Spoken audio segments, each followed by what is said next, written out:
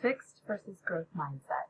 In a fixed mindset, people believe their basic qualities like their intelligence or talent are simply fixed traits.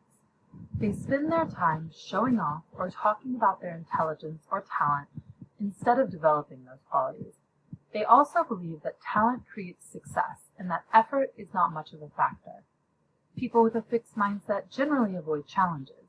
When they see obstacles, they tend to give up easily, believing it wasn't meant to be for them to be successful in a particular area of life. They also see effort as not important compared to natural talent, ability, or intelligence. In a growth mindset, people believe that their most basic abilities can be developed through dedication and hard work. Brains and talent are just the starting point. This view creates a love of learning and a resilience that is essential for great accomplishment. Virtually all great people have had these qualities. People with a growth mindset generally embrace challenges. When they see obstacles, they are persistent, seek help when needed, and do whatever is necessary to overcome those obstacles. They see effort as the most important factor in reaching success and see natural talent, skill, or intelligence as less important.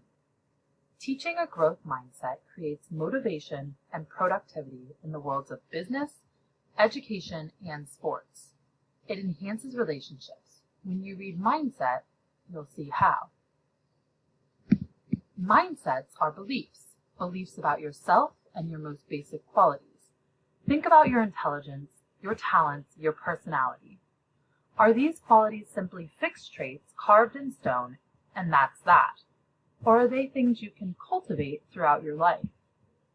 People with a fixed mindset believe that their traits are just givens. They have a certain amount of brains and talent, and nothing can change that. If they have a lot, they're all set, but if they don't, too bad. So people in this mindset worry about their traits and how adequate they are.